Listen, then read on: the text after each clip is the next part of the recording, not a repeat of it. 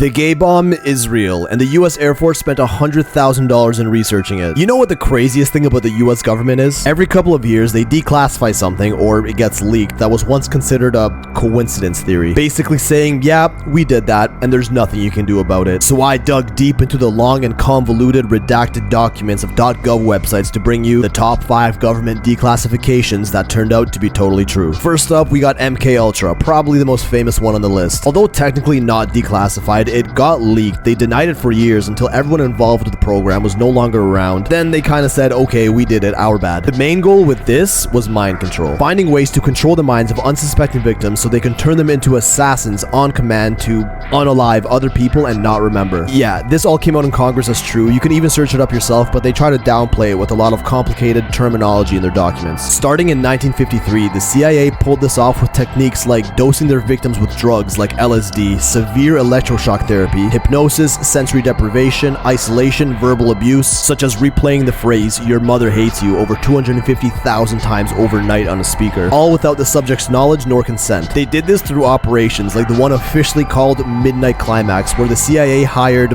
ladies of the night to lure men back to their hotels and experiment on them by spiking their drinks or while they slept, and an agent sat behind a one-way mirror watching the whole thing. At number 4, you remember the totally absurd theory that the infamous mustache guy from World War II didn't actually unalive himself but actually escaped to Argentina to live out the rest of his life? Turns out it's true, or at least the FBI thought it was true with their declassified documents outlining a detailed search for Mr. Stachio in Argentina. The field report is still highly redacted and tells the story of Argentinian officials who were bribed to let Stachio into the country, who fled Germany in a submarine, along with several official FBI reported sightings of the man himself, his exact address in Argentina, which happens to be in a town that solely speaks German to this day, not to mention thousands of other high-ranking German officials fled to that same spot after the war. I mean, this isn't fully confirmed yet due to the redacted nature of the declassified FBI document, but it does confirm that the FBI spent many years searching for him in Argentina after World War II, gathering loads of details on how he may have lived out the rest of his years. Next up, we got the Gateway Process, a series of experiments run by the CIA in the 1980s that taught people how to leave their bodies, also known as astral projection. The purpose of this was to train psychic soldiers to gather intel by projecting their consciousness into enemy territory for espionage. I actually made an entire video on this, so you can check it out for the full ordeal. But this was part of a bigger project called Stargate, which started in 1969, where the CIA genuinely believed the Soviet Union was training these psychic powers onto their citizens. So they started doing the same in the States, training their subjects for remote viewing, telekinesis, moving stuff with your mind, peeking into other dimensions, and mind reading. And also included an official document entitled An Experimental Psychic Probe of the Planet Jupiter to project the minds of their trainees to, yes, Jupiter, to see what that looked like, and a remote viewing time travel mission to Mars a million years in the past to see what that was like. And these are all official documents on the CIA website. They spent over $20 million on this, with some reports even claiming they saw success with it, and oh, it's an ability inherent in everyone, so that means you can do it too. In second place, we got Operation Northwoods, and if you thought the government would never purposely plan to attack their own citizens,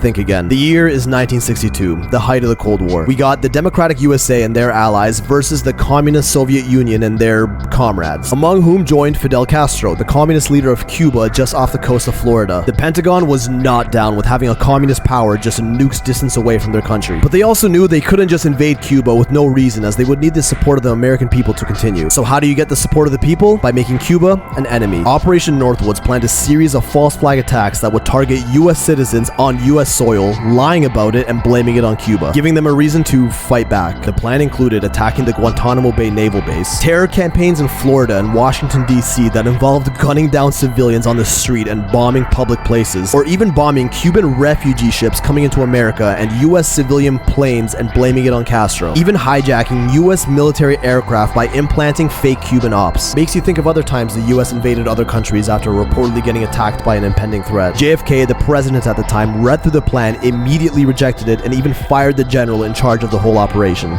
But I mean, the fact that the US Department of Defense can even come up with shit like this is a little alarming. And finally, at number 1, the moment you've all been waiting for, this is the gay bomb. An actual idea devised by the US Air Force in 1994, this zesty little explosive would contain airborne human pheromones which would act as an aphrodisiac, and also cause its victims to be attracted to the same sex, creating confusion among their militaries and insurgent groups, with the objective of having their armed personnel drop their weapons and cease further activity, as they'd all be too busy trying to bang each other. other, primarily intended to be used against conflicts rising in the Middle East at the time. The Pentagon actually approved the $7.5 million research proposal for scientific review, where it was ultimately deemed not a good idea. Listen, I could not make these up if I tried. Leave it to the US government to come up with official operations more insane than the shit I usually talk about. Bust these out the next time someone tries calling you a nutcase coincidence theorist about the current big thing the government's trying to pull on us.